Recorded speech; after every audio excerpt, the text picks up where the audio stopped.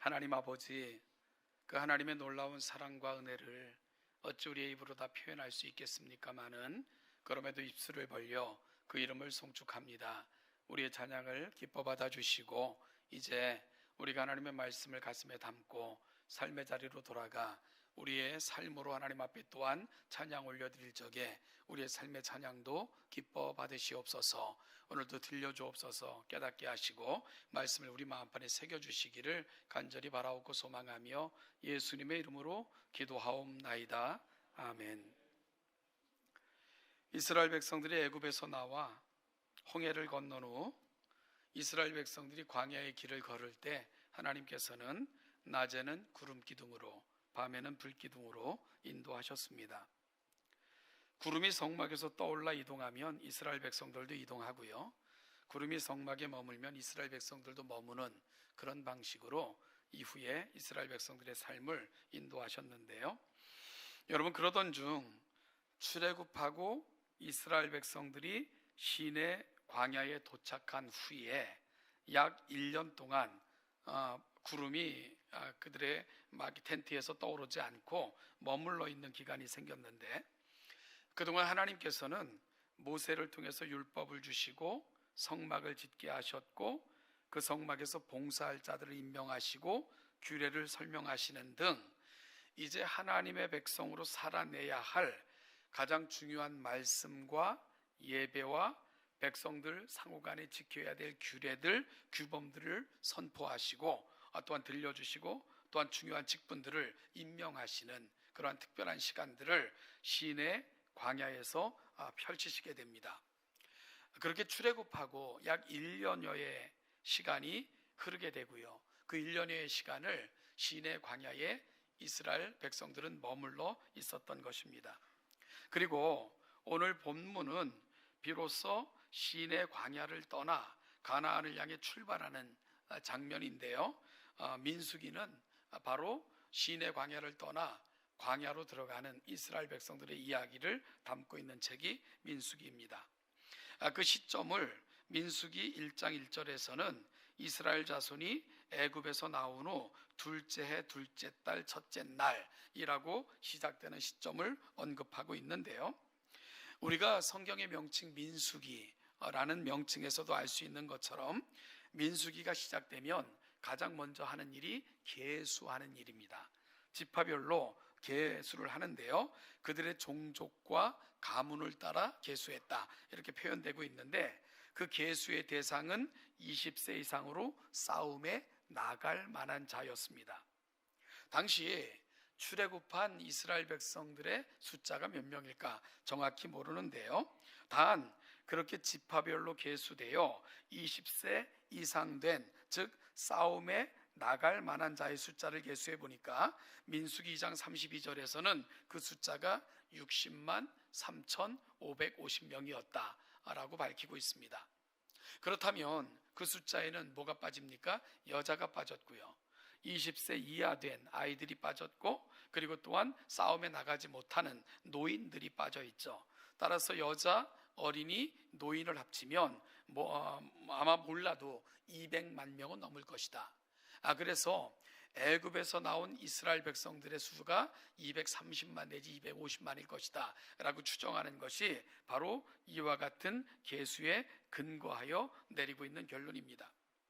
여러분, 200만 명이 넘는 인원을 데리고 광야를 행진한다? 이거 매우 어려운 일입니다. 어찌 보면은 참 쉽지 않은 그러한 일이었을 것을 우리가 알 수 있게 되는 거죠.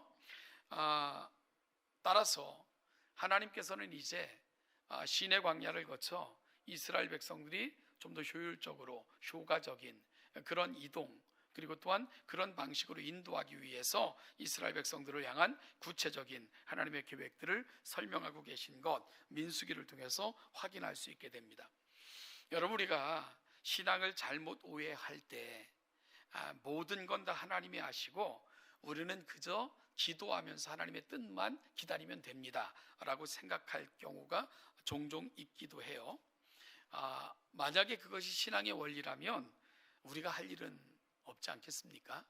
그저 기도의 골방에 들어가서 기도의 그 분량을 채우면 되는 것, 배우면 그거 되지 않겠습니까? 우리 그저 기도하고 때를 기다리면 하나님이 다 하신다 이렇게 얘기하면요.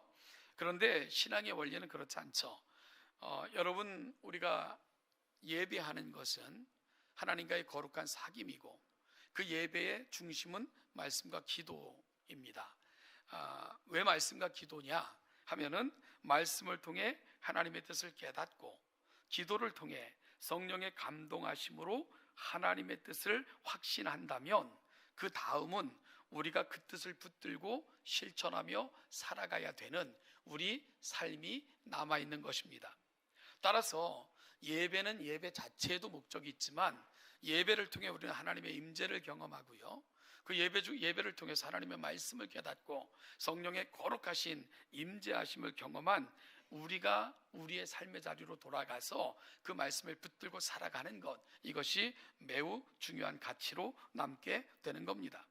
그럴 때 하나님께서는 때로는 우리 삶에 간섭하시기도 하시고 또한 순간순간마다 함께 하셔서 도우시면서 그 뜻을 붙들고 살아가고자 하는 자들을 도우셔서 그 뜻을 이룰 수 있도록 함께 하시는 것입니다. 이것이 바로 우리 신앙의 종합적이고 또한 균형 잡힌 시각인 것을 놓치지 않는 이 시간이 될 수 있기를 간절히 소원합니다. 그래서 어떤 사람은 신앙의 공식을 100% 하나님이 다 하시지만 100% 우리가 다 하는 겁니다 라는 공식도 그런 측면에서 만들어낸 공식이다, 기억했으면 좋겠습니다. 여러분, 오늘 본문도 바로 그런 말씀입니다. 이제 이스라엘 백성들은 다시 광야로 나아가야 됩니다. 이스라엘 백성들이 시내 광야에서 머문 그 시기를 지나 이제는 다시 광야로 이제 행진해야 되는데, 그 광야로 행진할 때 하나님께서는 이전과는 조금 다른 방식으로 이스라엘 백성들이 살아갈 것을 요청하시는 부분을 민수기는 전하고 있습니다. 이제 은나팔 둘을 만들어라. 그래서 이 나팔을 통해서 이스라엘 백성들의 행동의 방식을 하나님께서는 지시하고 계신 것을 우리는 민수기 10장을 통해서 읽게 되는데요. 예를 들면 2개의 나팔을 함께 불면 여호와의 회막문으로 모여 여호와께 나와라, 그런 표시고, 하나만 불면 이스라엘의 천부장된 지휘관들이 모여 여호와께 나와라, 이런 뜻이기도 하고요. 나팔을 길게 불면은 이스라엘 백성들로 하여금 회막문 앞에 서라, 이런 방식으로 이 나팔이 어떻게 불려지느냐에 따라서 이스라엘 백성들이 행동해야 될 그 지침을 얻게 되는 이런 방식으로 인도하겠다 말씀하시는 것을 우리가 알게 됩니다. 이스라엘 백성들은 이제 단순하게 구름기둥과 불기둥만 바라보는 것이 아니고 어디에 있든지 하나님께서 그들에게 주신 신호에 귀를 기울이고 그 방식을 따라서 광야와 그들의 삶을 살아가는 그런 방식으로 전환되는 것을 알게 되고요. 그리고 또한 말씀을 가르쳐 주시고 규례와 규범을 시내 광야에서 근 1년을 머물면서 듣게 하신 것은 이제는 하나님의 백성으로 하나님의 말씀을 붙들고 하나님의 뜻을 깨닫고 이제는 수동적인 삶의 위치에서 능동적이고 적극적인 하나님의 백성으로서의 삶의 전환을 요청하고 계신 자리, 바로 시내 광야에 머물렀던 시간은 그런 의미를 담고 있었던 시간이었던 겁니다. 그리고 그런 시간을 지나 이제 민수기 10장 11절을 보면 이스라엘 백성들이 시내 광야에서 출발하여 길을 떠나는 장면을 기록하고 있는데요. 그때를 둘째 해 둘째 날 스무 날이라고, 둘째 해 둘째 달 스무 날이라고 밝히고 있습니다.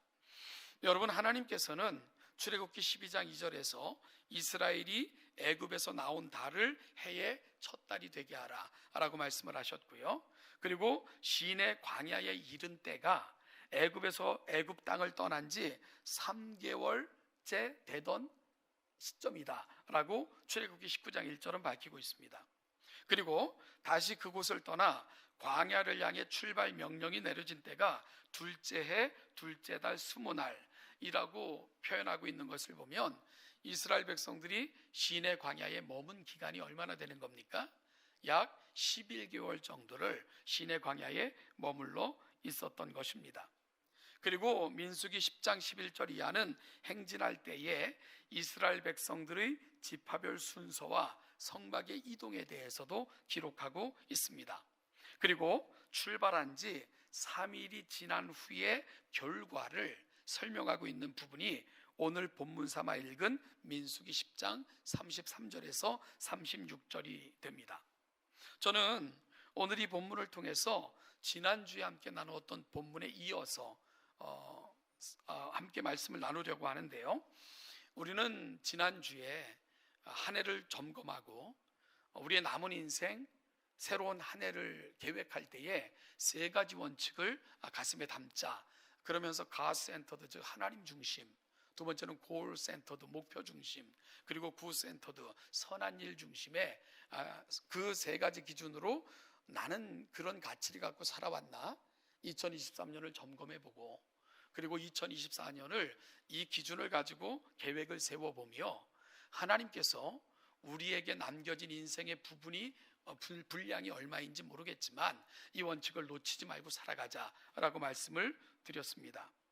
여러분, 바로 그 세 가지 가치 기준을 가슴에 담고 점검하고 계획하고 살아갈 때에 그런 인생들을 하나님은 어떻게 도우실까? 저는 오늘 본문이 그 실마리를 우리에게 제공해 준다라고 생각을 했습니다. 그래서 33절부터 36절을 통해 이스라엘의 모든 길에서 함께 하셨던 하나님은 우리가 그와 같은 삶의 태도와 그와 같은 고백을 안고 살아갈 때에 동일하게 우리와 함께 하실 것이다 라는 말씀으로 오늘 본문을 함께 나누려고 합니다.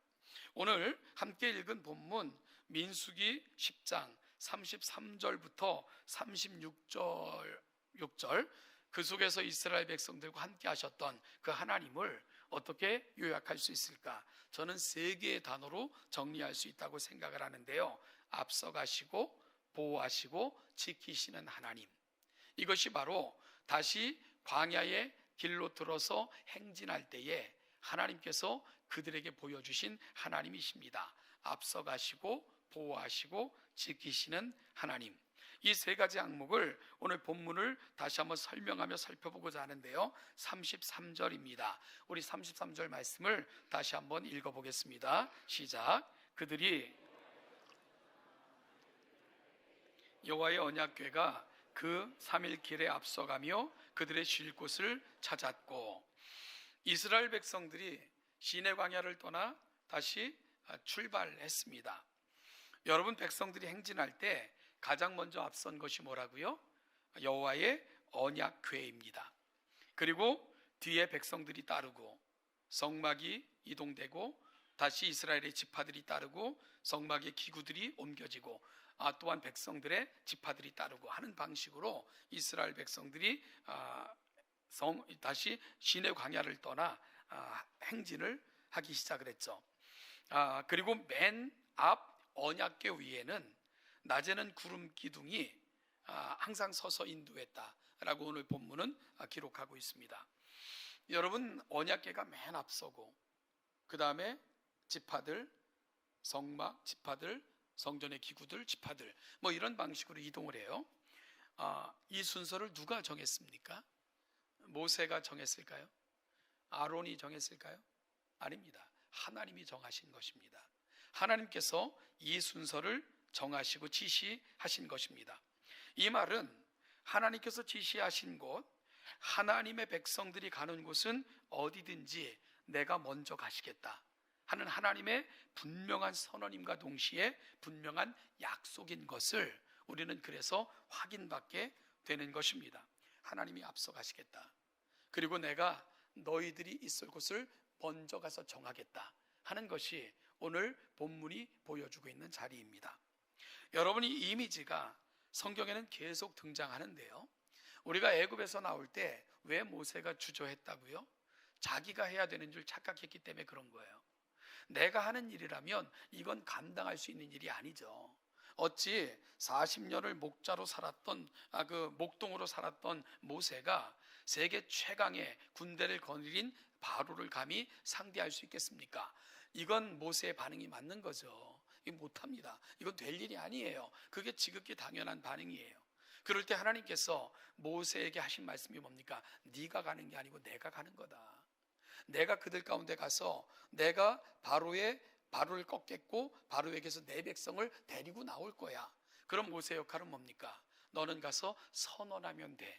여호와가 찾아오실 거다. 그분의 구원이 임박했다 하는 걸 너는 선언하기만 하면 돼. 이것이 하나님이 모세를 보내신 이유입니다. 그런데 모세는 내가 하는 것처럼 착각했기에 주저할 수밖에 없었고 거절할 수밖에 없었던 것입니다. 사랑하는 여러분, 하나님께서 애굽을 찾아가실 거다. 하나님께서 바로를 만나실 거다. 그리고 그의 손에서 내 백성을 빼내 내가 가슴으로 실어 안을 거다. 이것이 바로 출애굽 때 보여주셨던 하나님의 선언입니다. 그리고 이러한 이미지가 성경에는 계속 등장을 합니다. 그 이미지 중에 특별한 것이 바로 목자의 이미지입니다. 하나님께서는 이스라엘과 자신의 관계를 목자와 양의 관계를 통해 지속적으로 설명하셨습니다. 세상에 자기 방어 기제가 하나도 없는 짐승, 이 동물을 연구한 사람들은요, 이 양들은 자기 방어 기제가 하나도 없대요. 그러니까 아주 무능력한 그런 짐승이 양이 되는 거죠. 그리고 이 양을 연구한 사람들은 양은 너무나도 근시라서 그저 졸졸졸졸 땅만 쳐다보며 거의 1m 앞에 있는 땅만 쳐다보면서 무리들의 뒤를 따라가는 것, 이게 양이 할 수 있는 전부랍니다. 그래서 양들을 움직일 때도 머리를 처박은 채 그냥 무리가 함께 어울려 그렇게 이동을 하는 거예요. 여러분, 그러니 양은 공격으로부터 자기를 보호할 수도 없고요. 그런가 하면은 자기 스스로는 풀밭 하나 찾을 수 없는 그런 어찌 보면 무능한 그런 짐승이 양인 거죠.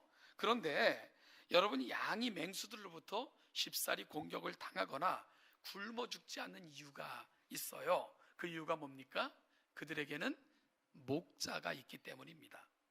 목자는 때로는 지팡이와 막대기로 또는 양치기 개들을 동원해서라도 맹수의 무리들로부터 양을 지킬 뿐만 아니라 푸른 풀밭, 맑은 물가로 늘 양을 인도합니다. 그렇기 때문에 양들이 보호받고요, 양들이 굶어 죽지 않는 거예요. 우리가 한가하게 자고 있는 개들을 보면 야, 개팔자가 상팔자야 그러잖아요. 엄밀히 따지면 양팔자가 상팔자입니다. 그냥 그들은 맑은 시냇가 푸른 풀밭으로 목자가 이끌면 가서 마시고 먹고, 목자가 가자 해서 따라가면 쉼을 얻고, 그래서 목자 뒤만 졸졸 따라다니면 되는 것, 그것이 바로 양이 하는 유일한 일입니다. 사랑하는 여러분, 하나님께서는 내가 이스라엘의 목자다, 그리고 내가 너희의 목자다 끊임없이 말씀하시지 않습니까? 그 목자는 앞서가시며 길을 예비하고 인도하시는 그 하나님이십니다.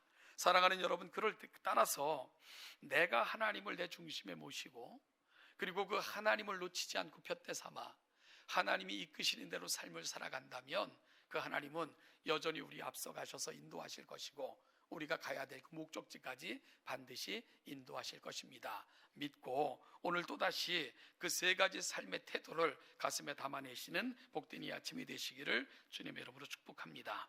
다음은 34절입니다. 34절도 같이 한번 읽어보죠. 시작. 그들이 진영을 떠날 때에, 제가 오늘 본문을 통해서 확인하고자 하는 두 번째 키워드는 보호에 대한 부분입니다. 이스라엘 백성들이 애굽에서 나온 후 구름 기둥과 불 기둥은 그들을 보호하시고 인도하시는 하나님의 임재와 보호의 상징이었습니다. 낮의 해와 밤의 달이 그들을 해치지 못하도록 보호하셨을 뿐만 아니라 때로 구름은 적들과 그들 사이를 내는 담의 역할도 했고요, 또한 그들의 눈을 막아 이스라엘 백성들을 공격하지 못하는 방어의 역할까지 하도록 하신 게 구름을 이용하신 하나님의 방식이었습니다. 어찌 보면요, 이 구름 기둥과 불 기둥은 그 광야의 시간, 낮의 더위, 또 밤의 추위, 일교차가 너무 심한 그런 지역 아니겠습니까? 어찌 보면 구름 기둥과 불 기둥은 하나님께서 하늘의 에어컨과 난로를 설치해 놓은 것 같은 그런 효과도 있는 것이고요, 또한 때로는 적들로부터 하나님이 개입하셔서 보호하시는 하나님의 보호의 수단이 되어줬던 것, 구름기둥과 불기둥이었습니다. 바로 하나님께서는 그들이 진영을 떠날 때에는 낮에는 여호와의 구름이 그 위에 덮었었더라. 하나님께서는 그들이 걸어가는 모든 길에서 그들과 함께 하셨다. 그리고 그들을 보호하셨다. 그것을 오늘 본문은 그렇게 표현하고 있는 거죠. 요한복음 8장 29절에서도 주님은 이런 말씀을 하셨습니다. 나를 보내신 이가 나와 함께 하시도다. 내가 항상 그의 기뻐하신 일을 행함으로 나를 혼자 두지 아니하셨느니라. 여러분, 결국 구름기둥이 위에서 이스라엘 백성들 위에 머문다는 것은 그들을 보호하실 뿐만 아니라 그들과 함께 하심에 대한 상징인 것처럼 예수 그리스도께서도 이 땅에 오셨을 때에 하나님은 늘 나와 함께 하셨고 성령님은 나를 떠나지 아니하셨고 바로 그로 인하여 내가 항상 혼자 있지 않았다라고 고백하고 있는 것을 우리가 예수님의 고백을 통해서도 확인할 수 있게 됩니다. 사랑하는 성도 여러분, 비록 우리도 광야와 같은 길을 걷고 있다 할지라도 하나님께서는 그 백성들을 결코 홀로 버려두시거나 방치하시거나 방관하시는 분이 아니신 것을 꼭 믿으시며 담대한 믿음의 발걸음을 옮기시는 여러분들이 될 수 있기를 간절히 소원합니다. 이제 일어나서 가라가 아니라 가자라고 말씀하시는 분, 그리고 나는 너희들을 홀로 버려두지 않을 거야 라고 위로하시는 분, 그분이 바로 우리 하나님이십니다.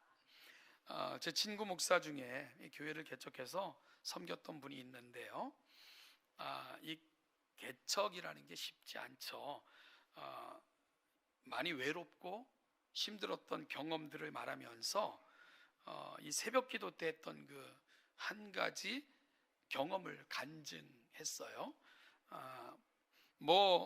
개척교회 시절이 그렇듯이 새벽 기도, 저도 개척교회를 섬길 때 많이 나오면 5명, 또 특별한 일이 있으면 좀 더 나와도 어떤 때는 3명, 어떤 때는 2명, 어떤 때는 할머니랑 둘이, 어떤 때는 혼자 이렇게 새벽 기도할 때가 굉장히 많았는데요. 그 목사님도 이제 이 개척을 하면 참 어려워도 이 교회가 성장을 꿈꾸며 목회를 하지 않습니까? 근데 생각만큼 그렇게 쉽게 이루어지지 않죠. 이 목사님도 시간이 지나도 크게 성장하지 않고 마음이 낙심하고 답답하고 그럴 때가 많았는데, 그래서 새벽에 가서 기도하려다 치면 아무도 없이 혼자 기도할 때도 많았고, 그날도 그랬대요. 이렇게 새벽에 아무도 없고 그래서 이제 혼자서 앉아서 이렇게 기도를 하고 있는데 어디서 이렇게 울음소리 같은 소리가 들리더래요. 그래가지고 깜짝 놀라서 교인이 왔나? 돌아보니까 아무도 없더래요. 바람 소리였나? 다시 마음 잡고 기도하려고 하는데 그 소리가 다시 들리더래요. 그래서 깜짝 놀라가지고 다시 두리번거리면서 둘러봤지만 아무도 없었대요. 그땐 두려움도 느껴요. 그렇지 않겠습니까? 새벽에 그 울음소리 같은 걸 들리면 얼마나 무섭기도 하겠어요. 그래서 마음 잡고 기도하려는데 다시 그런 음성이 느껴지는 거예요. 그래서 얼른 머리를 들어 둘러봐도 아무도 없고, 그 순간 그의 마음속, 그의 머리를 스치고 지나가는 놀라운 말씀이 생각이 났다는 거죠. 그게 뭐냐 하면 로마서 8장 26절, 이와 같이 성령도 우리의 연약함을 도우시나니 우리는 마땅히 기도할 바를 알지 못하나 오직 성령이 말할 수 없는 탄식으로 우리를 위하여 친히 간구하시느니라. 그 말씀이 가슴에 담기면서 머리에 스쳐 지나가더래요.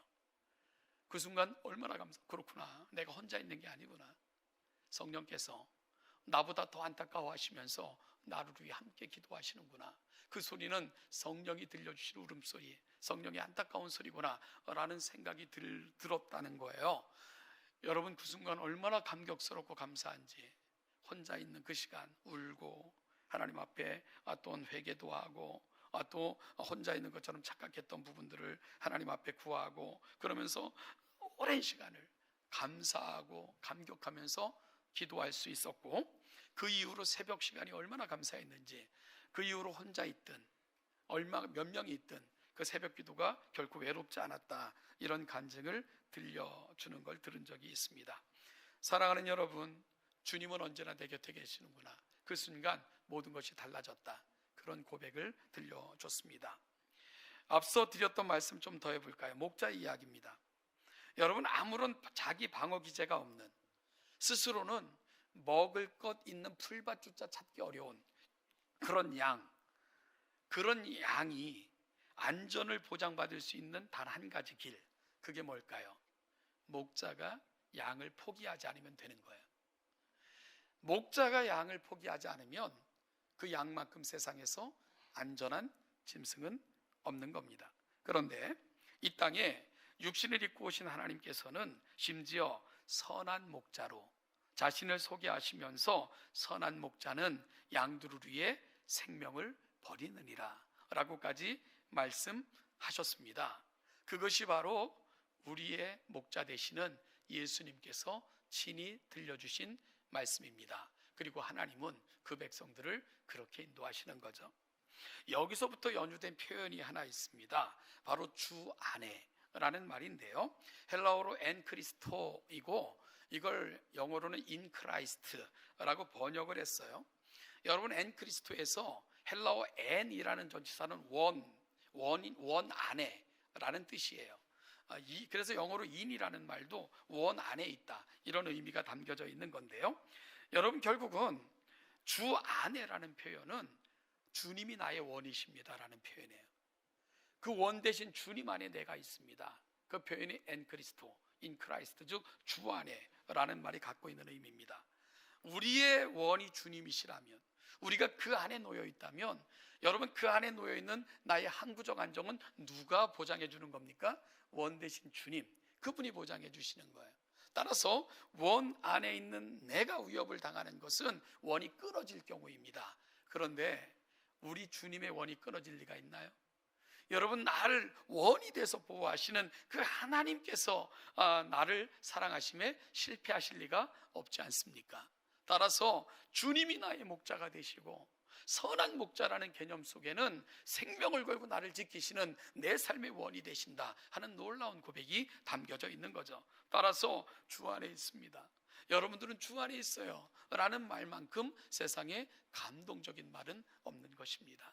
나의 원이 돼서 지키시는 하나님, 참된 목자가 되셔서 생명을 아끼지 않고 양을 보호하시는 하나님, 그 하나님이 오늘 우리 삶의 목자가 되시며 함께 우리와 동행하시고 지켜내시는 여러분들의 하나님이심을 믿고 감사하는 복된 이 아침이 되시기를 간절히 축복합니다. 다음은 35절, 36절입니다. 우리 같이 읽어볼까요? 35절, 36절 시작.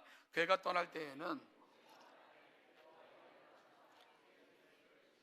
주를 미워하는 자가 주 앞에서 도망하게 하소서 하였고, 괴가 쉴 때에는 말하되 여호와여 이스라엘 종족에게로 돌아오소서 하였더라. 이 본문은 마치 모세의 기도처럼 보이기도 하고요, 출발할 때, 멈출 때 그 대중 앞에서 올려드렸던 예전 기도문 같은 역할도 하는 것 같아 보입니다. 그들은 출발할 때 이런 기도를 드렸어요. 하나님, 일어나셔서 하나님의 원수들을 흩으십시오. 주를 미워하는 자들을 주 앞에서 도망가게 하옵소서. 가는 모든 길에서 적들의 손으로부터 지키시고 보호해 주시기를 구하고 있는 것입니다. 그리고 괴가 쉴 때에, 즉 멈출 때에도 기도했습니다. 종족들에게로, 여기서 보면 36절, 괴가 쉴 때에는 말하되 여호와여 이스라엘 종족들에게로. 근데 이 종족들에게로라는 표현을 살펴보니까 이게 수천만에라는 뜻이더라고요. 그러니까 괴가 쉴 때 말하되 여호와여 이스라엘의 수천만에, 그러니까 수천만의 이스라엘에게로 돌아오십시오 라고 기도하고 있는 거예요. 즉 하나님의 백성들이 셀 수 없이 많음을 상기시켜 드림으로써 이들 가운데 머무시기를 구하는 기도, 그게 바로 36절의 기도가 되는 거죠. 여러분, 따라서 35절, 36절은 길을 갈 때도, 쉴 때도, 머물 때도 하나님께서 한결같이 길의 위험으로부터, 적들로부터 지켜주시고 그들 가운데 늘 계셔서 필요한 은혜를 공급해달라는 놀라운 기도가 35절, 36절이 가고 있는 자리입니다. 여기서 우리는 지킨다라는 말의 의미를 좀 살필 필요가 있는데요, 이 지킨다라는 말은 사실 파수꾼에게 주로 사용되던 단어입니다. 시편 121편을 보면 시인의 기도가 이렇게 시작이 돼요. 시인의 시가 이렇게 시작이 됩니다. 질문으로 시작이 되는데, 내가 산을 향하여 눈을 들리라, 나의 도움이 어디서 올까? 그리고는 스스로가 이렇게 대답합니다. 어떻게 대답합니까? 나의 도움은 천지를 지으신 여호와에게서로다. 그러면서 그 여호와께서 우리의 도움이 되시기 위해 어떻게 행하시는가를 구체적으로 설명합니다. 여호와께서 너를 실족하지 아니하게 하시며 너를 지키시는 이가 졸지 아니하시리로다.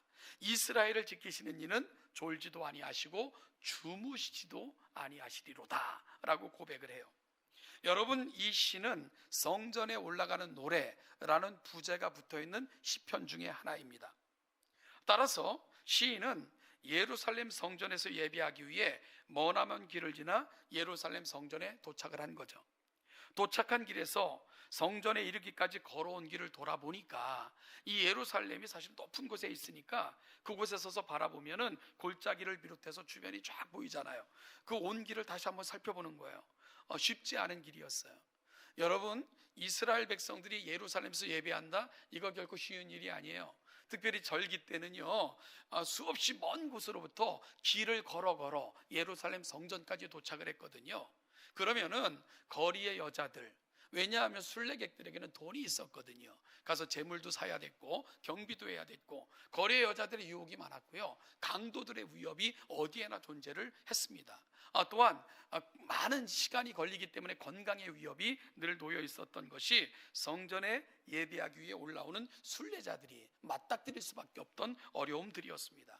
그래서 오늘 시인도 그 과정을 거쳐서 예루살렘 성전에 선 거죠. 그리고 지나온 길을 돌아보는 거예요. 그럴 때 큰 한숨을 한번 크게 쉬면서 쉽지 않은 길이었는데 여기까지 인도하신 하나님 참 감사합니다. 그러면서 올려드린 기도가 시편 121편이 되는 거죠. 그런데 시인은 단순하게 순례 집을 떠나 성전에 도착하기까지의 그 순례길 가운데서도 지키신 하나님, 그 하나님께 감사하면서 시인의 소망은 더 큰 곳으로 향하고 있는 거죠. 이 하나님은 나의 남은 인생도 그렇게 인도하실 거야. 바로 그것이 시편 121편이 가는 자리예요. 집을 떠나 여기까지 인도하신 하나님, 그 하나님은 나를 여기까지 이루도록 도우셨던 것처럼 나의 남은 인생길에서도 그리 동행하시고 함께 하실 것입니다. 이 고백을 담고 있는 것이 시편 121편이 가고 있는 자리입니다. 하나님은 졸지도 아니하시고 쉬지도 아니하시며 마치 파수꾼처럼 내 인생을 지키시고 보호하신다. 그것이 바로 시인이 가고 있는 감격스러운 고백의 자리입니다. 사랑하는 성도 여러분, 모세는 성막을 걷어 떠날 때도 멈추어 설 때에도 하나님께 의탁하며 기도했습니다. 길을 갈 때는 길의 위험으로부터 지켜주시고 멈추어 설 때는 우리 가운데 임재하사 은혜를 주옵소서라고 기도를 했습니다. 저는 분명히 믿기를 그 하나님께서는 오늘도 동일하게 우리를 인도하실 줄로 믿습니다. 따라서 오늘 우리의 기도가 하나님, 우리가 모여 있을 때는 은혜를 주시고 임재하셔서 우리와 교제하여 주시고 우리가 이곳을 떠나 흩어진 교회로 살아가는 삶의 자리에서는 우리와 동행하여 주심으로 길의 위험, 삶의 위험, 어려움으로부터 우리를 지켜주셔서 하나님의 온전하신 은혜 가운데 거하게 하옵소서 기도하시면서 하나님을 가슴에 담고 그리 여러분의 삶의 자리로 돌아가는 아름다운 순환이 있는 오늘 복된 예배의 자리가 되시기를 주님의 이름으로 축복합니다. 그러면 하나님께서는 오늘 이스라엘 백성들이 다시 광야로 돌아갈 때에 앞서가시고 보호하시고 지키셨던 것처럼 여러분의 삶의 자리에도 그리 함께 하실 줄로 믿습니다. 이 은혜를 누리고 살아가시는 우리 동천의 복된 성도들 되시기를 축복합니다. 기도하겠습니다. 하나님 아버지, 다시 떠나는 길 여러모로 어렵고 힘든 또 마음에 짐이 있는 길이었겠지만 하나님은 그들을 향해 내가 앞서갈 거다, 내가 동행할 거다, 내가 지킬 거다, 보호할 거다 약속하시는 말씀을 오늘 우리에게 들려주시니 감사합니다. 우리가 살아가는 삶의 자리 녹록치 않지만 이 하나님의 약속이 여전히 우리의 약속이기에 믿고 가슴에 담고 다시 하나님을 중심 삼고 하나님 주신 그 목표를 향해 또한 이 땅에서도 선한 삶의 가치를 드러내며 살겠다 다짐하는 우리 동천에 사랑하는 성도들, 그들이 가는 길에도 이리 함께 하시고 도우시고 인도하여 주시옵소서 감사드리며 예수님의 이름으로 기도하옵나이다. 아멘.